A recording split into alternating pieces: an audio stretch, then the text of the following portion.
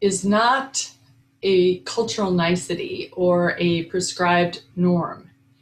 It is behavior that's marked by ethical characteristics. It is something that is, when you know someone who is kind, they are considerate and thoughtful. It touches you.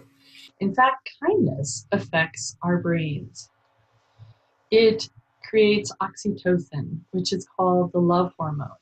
And we're coming up on Valentine's Day. What better way to celebrate than to bring our kindness more fully forward into every aspect of our life? So beginning in our lives when we're babies and on our way out, we are utterly dependent on kindness. And I'm wondering today, what gets in our way between birth and death? Well, from my own observations, I see schedules, I see time crunches, mergers, layoffs, acquisitions, promotions, family changes. There's many ways where we can end up out in the world threadbare and not living from our kindness. Then I asked myself, well, what about a belief system that says I don't have time to be kind? How could I arrange my life to be such that I could be living from kindness no matter the amount of time that I have? It isn't dependent on something outside of myself, but something that emanates from within.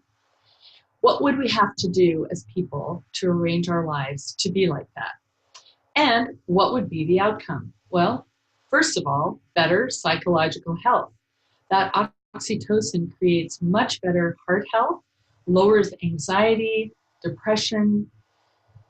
As a leader, it's very important for us to take care of our self-care and to know that by having this as our starting point, we create the space, the bandwidth for awareness of others. What would support their growth?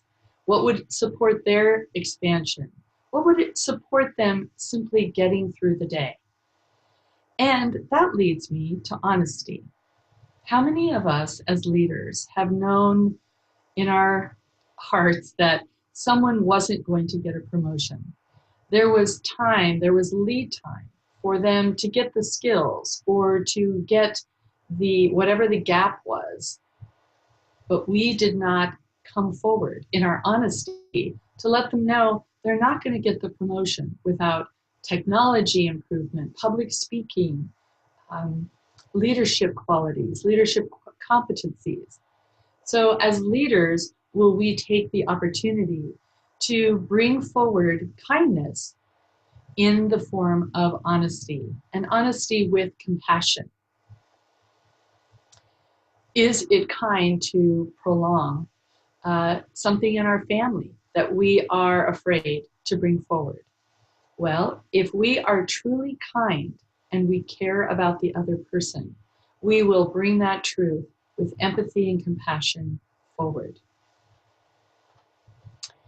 So, as leaders, if we lead with kindness, truth, compassion, how will adjust and